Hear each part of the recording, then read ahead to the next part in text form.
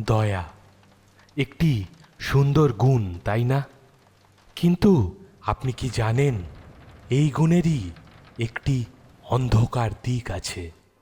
এমন এক অন্ধকার সত্য যা বহু ভালো মানুষ আবিষ্কার করেন জীবনের অনেকটা মূল্যবান সময় চিরতরে হারিয়ে ফেলার পর।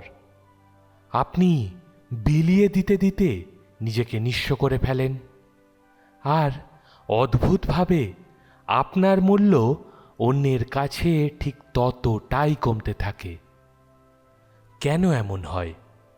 আজ আমরা জানব সেই নিষ্ঠুর মনস্তত্ত্ব এবং সেখান থেকে বেরিয়ে আসার উপায়। শুরুর দিকে এই দয়া বা মহত্ব খুব শক্তিশালী মনে হয়। কেউ বিপদে পড়লে আপনি তার পাশে দাঁড়ান, পরিস্থিতি কঠিন হলে আপনি নিজে এগিয়ে এসে হাল ধরেন। আপনি সেই অতিরিক্ত দায়িত্বগুলি নিজের কাঁধে তুলে নেন, সেই অস্বাভাবিক কাজগুলিকে হাসি মুখে সম্পন্ন করেন, আর সেই মানসিক বোঝা বয়ে বেড়ান যা অন্য কেউ ছুঁতেও চায় না। গোড়ার দিকে মানুষ সেটা খেয়াল করে, তারা আপনাকে ধন্যবাদ জানায়, আপনার প্রশংসা করে, এমনকি এই গুণগুলির জন্য হয়তো আপনাকে অনেক উঁচু স্থানও দেয়। কিন্তু সময়ের সাথে সাথে খুব সূক্ষ্ম একটা পরিবর্তন আসতে শুরু করে, যা একসময় আপনার উদারতা ছিল তা ধীরে ধীরে অন্যের কাছে প্রত্যাশা বা তাদের অধিকার হয়ে দাঁড়ায়। যে মানুষটি সবসময় স্বেচ্ছায় এগিয়ে আসে, সবাই ধরে নেয় যে শেষ পর্যন্ত সেই সবটা সামলে নেবে। যে বন্ধুটি সবসময় অন্যের কথা ধৈর্য ধরে শোনে, একটা সময় পর তাকে নিয়ে ভাবার বা তার কথা শোনার মতো আর কেউ থাকে না।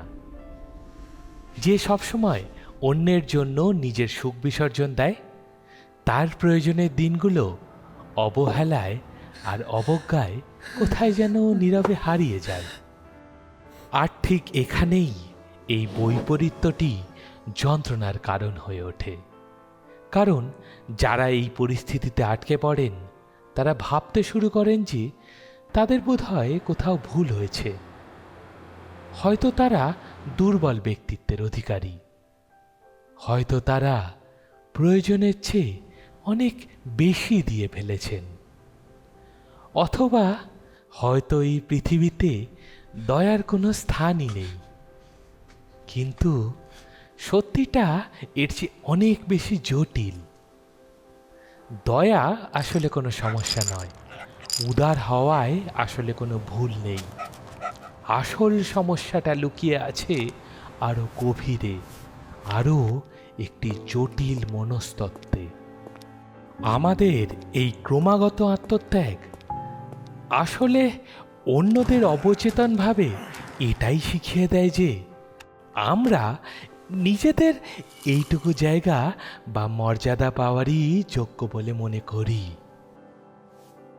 তাই সবার আগে নিজের পাশে দাঁড়ান। যেখানে আত্মসম্মান নেই, সেখান থেকে সরে আসুন।